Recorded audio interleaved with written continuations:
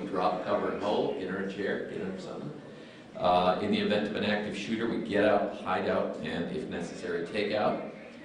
If we have to evacuate, we'll go out those side doors, not these back doors. We'll go out these side doors, and we'll head over across the street safely to what used to be Bechtel Plaza, and now is the plaza next door to Blue Shield, I think, so, or Blue Cross. Blue Shield, Blue Cross. Please be aware that we're doing this by phone as well, so please wait for a microphone to get to you, and then ask a question. So, we'd also like to thank Jasilia, who was here this evening to do American Sign Language for us. So with that, we'll get going right at 6, so hang in. It's about 5 minutes away. Yep. Like Will Tran. He cracks me up. We're really good friends. We do the morning show. I was there 8 years. Killing it. They're driving me to the ground. Not the morning show. Yeah.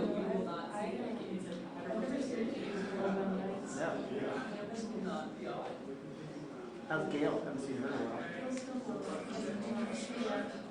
Poor thing, her car broke down in her last week, and Canyon,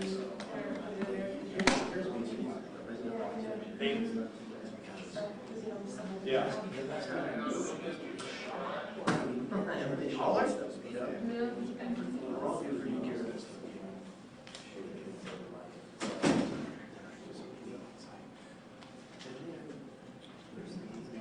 time is flown as like around when we started, it's within 6 months. It's crazy. It's crazy. You can't do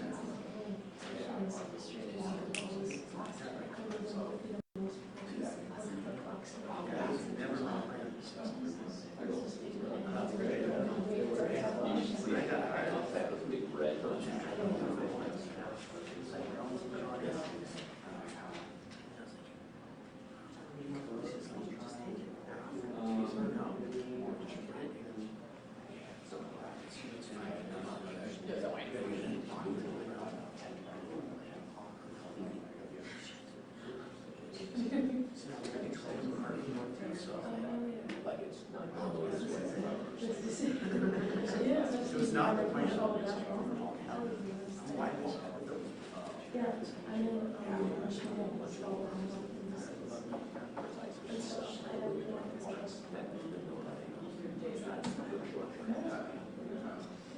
Going down feels great. Yeah, let folks yeah, it's like we're Jones. No, I went right below you. I'm like, how?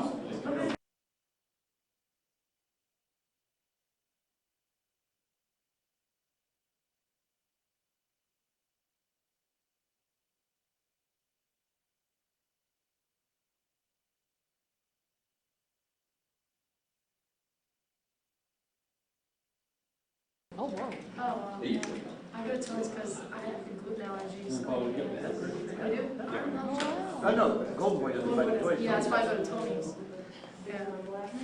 That's good. I always see Jose, the bartender. He's the best. Oh, really? He takes care of me. Did you get it? Yeah.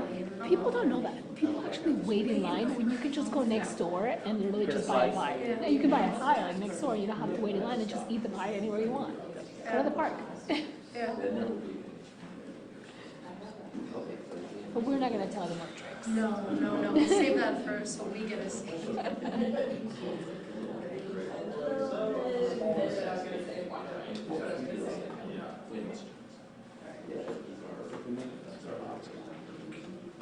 Yes, whatever you want to ask.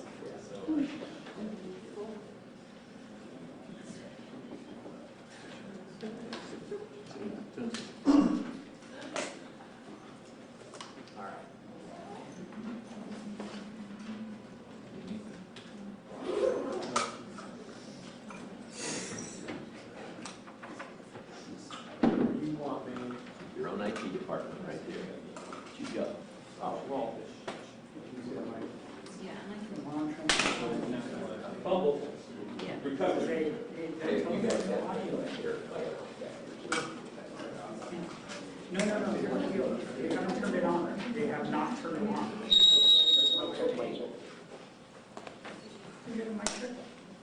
Can you mic check, please? Thank you. 1, 2, 1, 2. Well, Joe, I guess that'll work. Can you hear me? Can you hear me? Mic check. In your way. Mic check. Hello, hello. Can you hear me? Mic check. Okay. All right. My name is Erin Garvey. I'm senior. I'm in the communications office and marketing communications for PG&E. I'd like to go ahead and get started. I'll introduce our speakers. We've got Scott Strenfeld, Chief Meteorologist, to provide a weather update. Andy Veazey, Utilities CEO and President of Pacific Gas and Electric Company. He's going to describe the current scope of the event and what we've been doing in regards to improving our operational processes.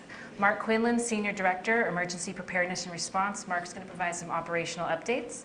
So with that, I'd like to invite up Scott.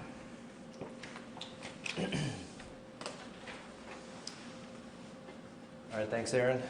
So PG&E meteorologists, as well as other forecast agencies, do continue to monitor a very dynamic weather pattern that is now transpiring over California and will continue to transpire through Thursday. The weather system we're tracking is now dropping south through California and is producing a variety of weather, which does include some hit or miss cloud cover as well as some hit or miss showers in the higher elevations of the Sierra, primarily south of Tahoe. But unfortunately, right behind the system, we will have high pressure building in north of California, and this will produce a period of strong north to northeast winds. They'll start to develop tonight, but really get going tomorrow morning, and they'll last through the evening Wednesday night, and we expect, if we have to execute PSPS, that we could issue the all clear for the winds on Thursday morning.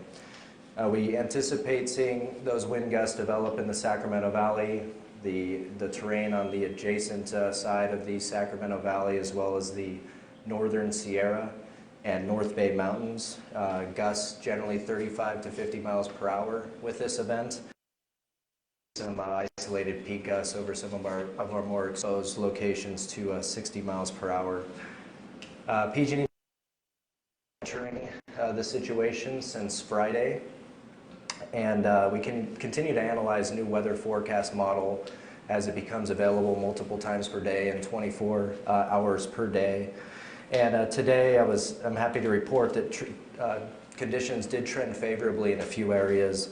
And we were, such as the East Bay and Santa Cruz Mountains, and those areas have now been removed from the footprint of the event. We'll also continue to monitor the weather overnight, continue to monitor new weather forecast model data as it arrives, look at where the precipitation is building and where it may be developing, and look for areas that the weather is trending favorably for potential further reduction of scope if warranted. So PG&E Meteorology has coordinated with federal forecast agencies through the day on multiple interagency calls. All forecast agencies are aligned that even with the showers that are occurring in the Sierra, there is a potential for critical fire weather to develop on the heels of that event tomorrow, like I mentioned. The National Weather Service has posted red flag warnings, and so I have those displayed behind me. You can see the map where these red flag warnings are in effect for. Generally the Sacramento Valley, the Sierra Nevada foothills, including the North Bay, some of the North Coastal Mountains, as well as a portion of the East Bay area. Again, all this information is available on weather.gov, and you can see that some of the gusty north winds that the National Weather Service is expecting gusts to 55 miles per hour, with daytime relative humidity down to 15 to 25%. And the other agency that we coordinate with, Predictive Services, this is an interagency group that CAL FIRE and the Forest Service rely on for their meteorological intel, is also expecting to see or have conditions develop that warrant them issuing high risk for significant fires. across a portion of Northern California that's very similar to the footprint of the red flag warning. And that footprint covers about 3.8 million PG&E customers at this time. So why are we still in fire season, and why are we so concerned with fires this late in the season? I mean, it is almost December. Well, it has been one of the driest starts to the water year in the past 100 years. If you look at precipitation totals for cities across Northern and Central California, some have observed no precipitation at this time. As an example, a climate station in Napa, which is called a Napa State Hospital Fire Station, has not recorded any measurable precip since September 15th. And the last time that occurred was in 1905, to put that in perspective. Another example, on average from October through November in the Northern Sierra, there's an 8-station index called the Northern Sierra 8-station index from the California Data Exchange Center. And on average, at this time of year, we've usually received 5 inches of rain in the Northern Sierra. And this time, at this point in time, we've received 0.3 of an inch of rain, so essentially nothing. And so this lack of rain is keeping the threat of fire very real this late in the season in many areas. And the fuels, the surface fuels that fires consume are essentially setting new records according to the Predictive Services Interagency Group that I mentioned earlier, and the dry, windy weather that we're expecting to unfold tomorrow into early Thursday morning are expected to drive these values further into record territory. So we, like I said, will continue to monitor this event 24/7 as we go through it. And with that, I would now like to turn it over to the CEO of PG&E, Andy Vesey. Thank you, Scott, and good evening, everyone. I'm Andy Vesey. I'm the President and CEO of PG&E Utility. That means I have overall responsibility for operations. One of the things I want to talk about is really the complexity of this weather that we're seeing now that Scott seemed to make so simple. Not as intense as some of the events we had in October. Winds, as you saw the numbers there, not at the peak levels we saw in the last events, and also relative humidity higher than it's been. All those factors allow us to have a tighter scope on the impact of the preemptive de-energization, and our incident commander, Mark Quinlan, will talk to details there. But what I want to make sure is that everybody who's listening to this took one thing away from Scott's presentation. There's a very broad red flag warning area. And just like people on the East Coast that think about a cone of uncertainty when it comes to hurricanes and other events, that should be your cone of uncertainty. And if you're within one of these areas that is designated as a red flag warning, please, please, please, as we always say, be prepared. That means that there is a likelihood and the environment is right for fire. Your safety is dependent on your preparedness. That means have a plan for evacuation, have your to-go bags ready, and please, please stay alert. Now, what we do is, looking at our scoping in these areas, is look to eliminate one potential source of ignition, which are the lines that we have energized and the ability of debris to fly into those. When we make the tough decision to de-energize, it is for that reason of eliminating a source of ignition and protecting the public safety and avoiding catastrophic fire. But I want you all to know it is not the only source of ignition, so please, please, please be alert and have a plan. That's what these briefings are about. It's about situational awareness. Now, one of the things that we have done is we've spent a lot of time continuing to improve the way we do PSPS. We focused a lot on communication, making sure that our website was robust, that our phone centers can answer call, that we were communicating what we know when we know it in a way that people can be prepared. But let's be clear. We can't do PSPS to a point that will make anybody happy. We're not happy when we do it.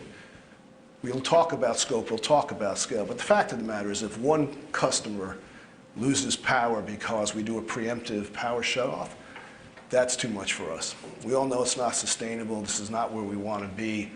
But at this moment in time, it's a situation that we are faced with, and as I said before in earlier meetings like this, we won't roll the dice on public safety. But we are committed, and I want everybody to know that we are committed to make the improvements so that the frequency, scale, and scope of PSPS events going forward are significantly and dramatically changed.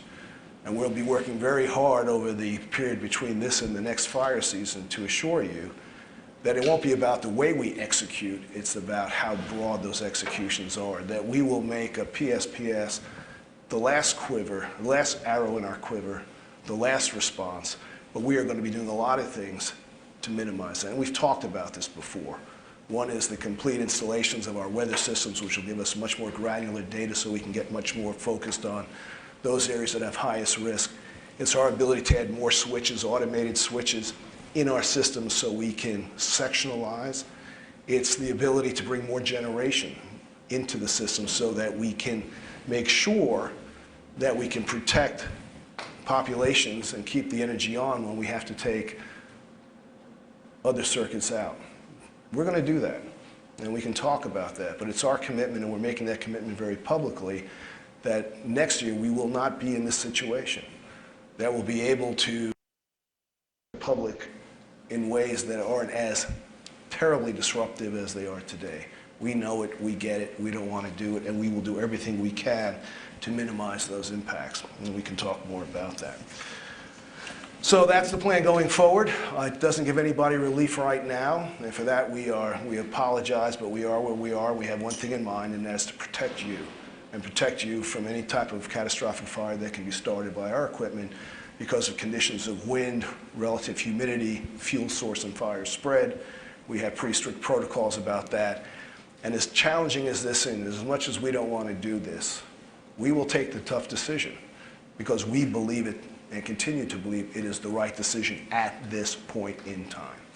So with that said, I'm going to turn it over to our Incident Commander, Mark Quinlan, who will go into the details of the upcoming PSPS. And when he concludes, we'll be happy to take your questions. So let me hand this over to Mark.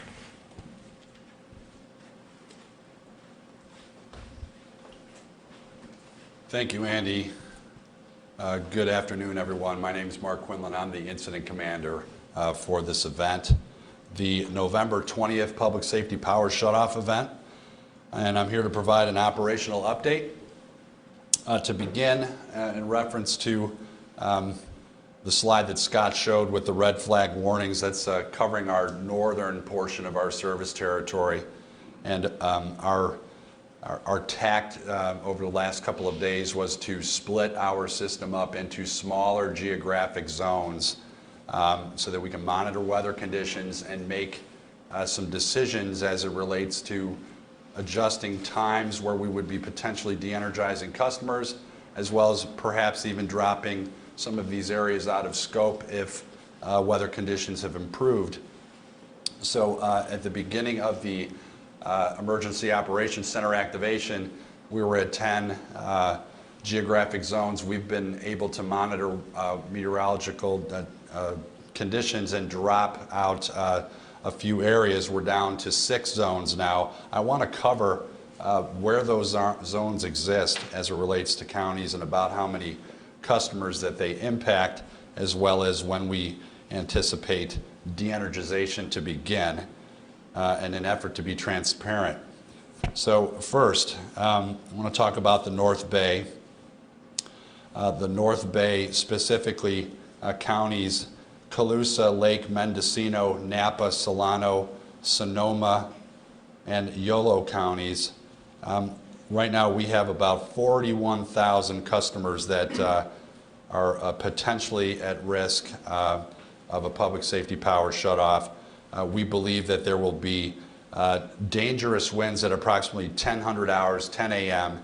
in order to de-energize our system before those winds are current. We need to begin a little earlier, so we're going to begin our de-energization sequence anywhere between 0700 and 0800. The next area I want to talk about is up in the North Valley. This covers the Shasta and Tehama counties. This area impacts roughly 23,000 customers. In terms of unsafe wind conditions, approximately 10 in the morning with a scheduled de-energization time at 0800 in the morning. The next area is also in the North Valley area, a little further south on the west side of the Sacramento Valley.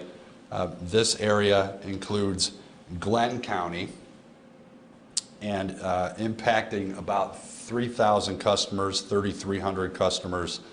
We anticipate unsafe winds at 10 o'clock, and we need to begin de-energizing at 9 o'clock in the morning. Continuing to the south, this is to the south and over on the Sierra Foothills section of our service territory. This is the Central Sierra. This is Amador, El Dorado, Nevada, Placer, Sierra, and Yuba counties. We anticipate roughly 60,000 customers to be impacted in that general zone. Unsafe winds begin at 10 o'clock. We need to begin de-energizing at 7 o'clock. The final two areas that I want to talk about are the Northern Sierra. This is Butte County, Plumas, Tehama, Yuba, and then another area down in the North Bay, Sonoma, specifically in the Guerneville area. Those two areas impact roughly 21,000 customers. Most of them are in the Sierra. The Sonoma County contribution to that is roughly 2,000 customers. Unsafe winds there begin in the evening, 1,800, 1,700 in the evening, and we need to start our de-energizing a little sooner than that. And I want to explain why that is. So, in order to do the de-energization sequence, it's a process. It's not a switch where everybody's off at the same time. It's a coordinated effort between our transmission grid control center and our distribution control centers and our field workforce to be able to de-energize the system safely, get it in that de-energized state before the unsafe winds occur. When we're in that unsafe state and we're off, our intent then is to constantly monitor weather conditions. And if we see any opportunity to issue the all clear from a weather perspective, that's when we start our patrol and restoration process. That is also a process. So one thing that's consistent with nearly all of these time periods or these geographic zones is that the all clear is Thursday morning at 0800. So that's good for us because it gives us a full daylight or full day of daylight to do our air patrols with helicopters. That's the most efficient way that we patrol our infrastructure. We cover miles and miles of conductor and can confirm that conditions are safe prior to energizing. So we intend to do that with a rather large workforce. We have approximately 5,500 ground resources that are supporting this effort. We have approximately 45 helicopters that are supporting the effort. And we have requested through Cal OES the use of that fixed wing aircraft. We used that in October with some success. This fixed wing aircraft gives us the ability to see our assets at night. And so if we can leverage that opportunity, get a head start on the day, that's exactly what we're going to do. All in, 18 counties are impacted here potentially. Roughly 150,000 customers could be de-energized or shut off as part of this event. In terms of notification, we began T-minus 48-hour notifications a couple days ago, notified over 300,000 customers that were originally in our scope in those 10 zones. Just wanted to give everybody a heads up that we're forecasting unsafe winds. We could be in a unsafe condition as it relates to wildfire risk. So we want to be proactive and notify our county agency partners, our state agency partners, and all the customers that we believe could be impacted. All that was completed for all customers, over 300,000 customers, in an abundance of caution. As we came to the next day, we were able to reduce scope overnight due to favorable weather conditions. And now we've notified everyone 24 hours out in advance of the shutdown to let them know that you're still in that scope. Conditions have not changed for you just as of yet. Be prepared and have a plan. As it relates to our intent to notify the remaining customers that we need to de-energize beginning first thing in the morning, we intend to notify customers of that imminent de-energization notification this evening. Want to let people know tonight before the overnight hours so that we can make plans in advance of the de-energization work that will be performed in the morning tomorrow to hopefully minimize disruptions as much as we can. That is our intent. If conditions change, forecasts change, we will pivot and change with the weather. One thing I also wanted to make mention of is that we are keenly aware of the disruption and the negative impacts PSPS activities have on the public. We have a bias towards safety as it relates to catastrophic wildfires. That's the whole purpose of having a public safety power shutoff plan. We've seen through previous events that we do have damage that occurs, that thankfully the system was de-energized where that damage did occur, and it, as such, prevented, we believe, a catastrophic wildfire. And so, understanding that, completely understand that there's also a lot of disruption and just inconvenience to regular life associated with power outages. So we're doing everything that we can to limit those impacts, those negative impacts. There's a couple things that we do, 3 things that I wanted to highlight. The first thing that we do is always look for opportunities to sectionalize our system and make that footprint smaller. That's switching operations, that's looking at existing devices that are out there and taking advantage of those to make the outage smaller where we can. The second one is installation of microgrids and installation of temporary generators. We've done that. We intend to install 4 microgrids or resilient zones that are going to keep about 7,500 customers energized and about 500 medical baseline customers that exist within that footprint as well. So that's our intent there. And we also have critical facilities like hospitals and facilities that have an impact on society, societal impacts like bridges and hospitals and water treatment plants and things of that nature. So we've dispatched 12 individual generators to those sites as well. I did want to close with our customer resource centers. So we have 35 customer resource centers that will be open beginning at 0800 tomorrow morning. 35 across all of these affected counties that I mentioned. And we interacted with the counties over the last couple of days to understand where would be the proper location to place these community resource centers. And a lot of these locations were locations that we leveraged last month in October. Some were different, but all in all, we have 35 of them that will be placed into service beginning tomorrow at 0800. And then the amenities associated with each of these have not changed from what was provided in October. This is a place where you can go to get to recharge devices, to get water, ice, blankets on request, dry food, just general convenience type of items in an effort to lessen the impact of the outage.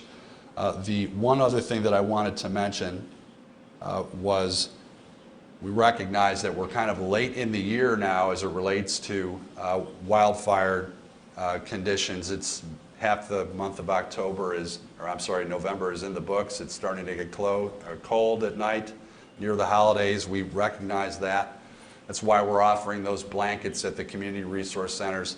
We've also interacted with the counties and put a request out there if there are any existing facilities like schools or churches or large places to gather people and to provide some form of a warming center.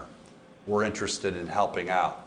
There might be an opportunity for us to send an individual generator package and keep just that facility, local facility, energized, and then work along with the county officials and the cities and towns to to have that a place where our customers can go for some relief. So with that, that's the end of my update, and I believe turn it back to Aaron. Thanks, Mark. Please wait till we can get you a mic, since we do have folks that are listening in on the phone. We can take your questions one at a time. I believe you have a question here. Joe Vasquez from KPIX. You noted that the reduction of the shutdown list is pretty dramatic. In just the last few hours, we learned several major counties are taken off.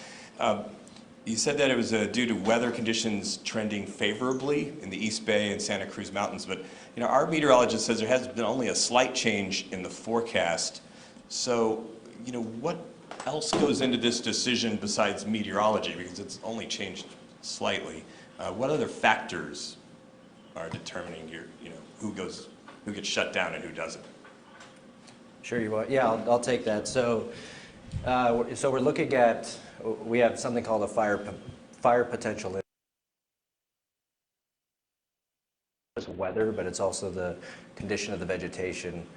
And so the Fosberg Fire Weather Index is the weather component that we're looking at in the FPI, our Fire Potential Index. So that takes into account temperature, relative humidity, and wind speeds. And so each one of those components can change favorably. So what may look like a slight increase or slight change in the weather can actually be quite dramatic on the FPI. But then we also look at the state of the fuels, so dead fuel moisture values, as well as live fuel moisture values. And so what we've been seeing in the last couple model runs in the Santa Cruz Mountains and the East Bay is actually relative humidity is trending higher. And so that has the effect of not only decreasing our fire potential index in that relative humidities are higher, therefore there's less risk of a catastrophic wildfire, but it's also increasing the amount of recovery in those dead fuels, and that's those fuels that can actually ignite and then carry a fire. So although it might look like a little bit of change to someone that maybe just looking at the weather, you have to consider the state of the fuels as well. We have another question? Back there? Taylor Basecki with Cron 4. That was actually part of my question, but in addition to that, you guys are obviously getting a lot of public pressure, especially with Thanksgiving coming up. So is this also a reason why you might be changing the scope? No, and I'll let Mark talk to the technical flexibility we have once we start to bring in and look at the different weather. In fact, I've said it before, our only concern and primary concern is the public safety and avoiding any possibility that our equipment may start a catastrophic fire. These are all tough decisions, and as I said before, even the decision to get down to one customer losing power will not be an acceptable outcome to customers. So this is not about balance, it's not about pressure, it's about doing the right thing as we see it and standing by the decisions we take.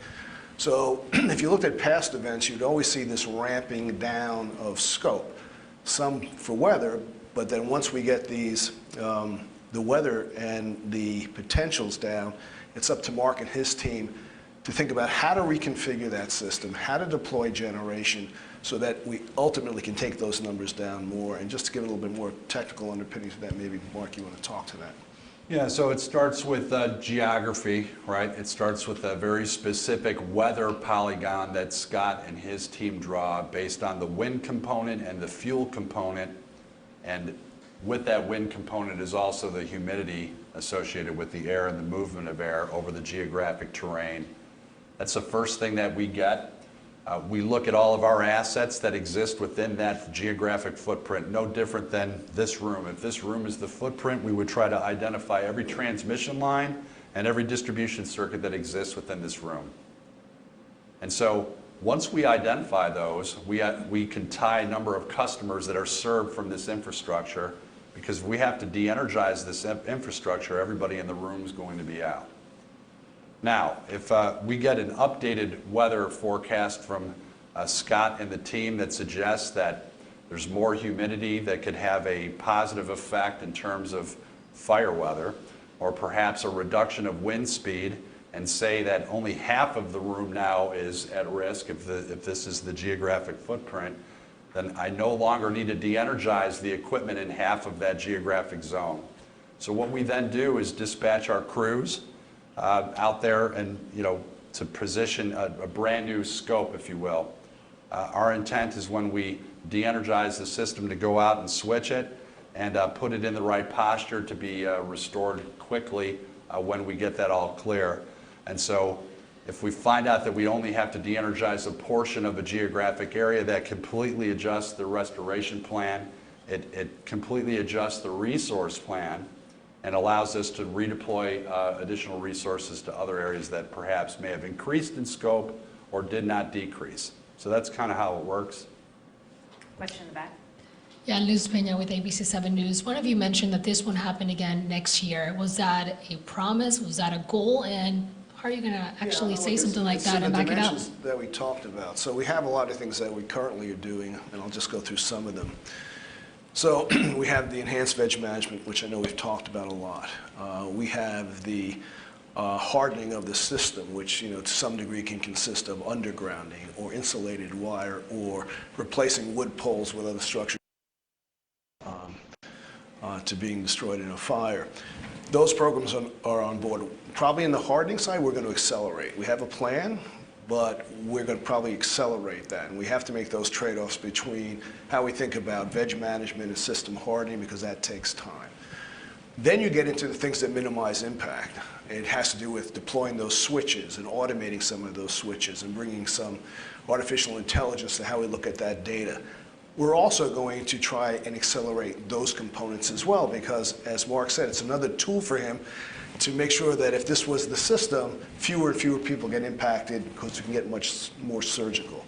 There was advancing the deployment of the weather systems, which give Scott and his team the ability to see the weather in a more detailed way. And then there is the distributed generation and microgrids. So everything is going to take a new view, and we're going to look at how to accelerate that so that we can say with commitment and confidence that we should see a dramatic improvement in the way we do this into the next fire season. We've taken a lot of lessons learned, and we're hearing a lot of feedback. And so what we're going to do is look at all the levers that are available to us and look to where we get the biggest impact by accelerating those programs. But the programs we've been talking about, many of them which are underway, and we have to think about what we can do now, between now and the end of next May, to be in a better position to manage events like this should they reoccur. So There will still be power shut off.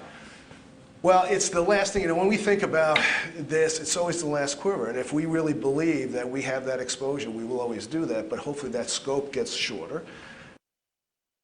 Restoration times become quicker so that we minimize the impact, as well as recognizing that it's about preventing the fire, but also now dealing with the hardship and inconvenience cost to customers. And so there are a number of customer solutions we're going to roll out as well, so that the ability to ride through a PSPS when it has to be called will be a lot different going forward than it has been this year. And so to answer your question, that's not only an aspiration, that's a commitment that we are going to get on with that. Now, to your point, will we still have to do PSPSs when public safety is at risk? Yes. And if we look to some of our neighbors to the south who have been doing this now for 14 years, PSPSs as a last result. But we have to make sure that when we do it, we execute it seamlessly and we cause the minimal customer impact, and that's what we're going to work on. Okay, any last questions? All right, thank you all for coming this evening. We appreciate you being here.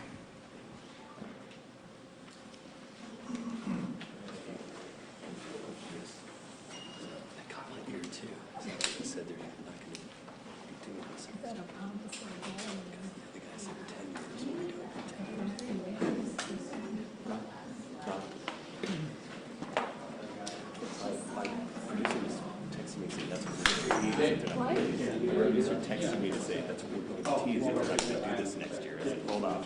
That sounds like he was wishful thinking. Hopefully. But then maybe I heard it wrong, but he clarified at the end that it's a goal to reduce it. That's different than not doing it. That's a which.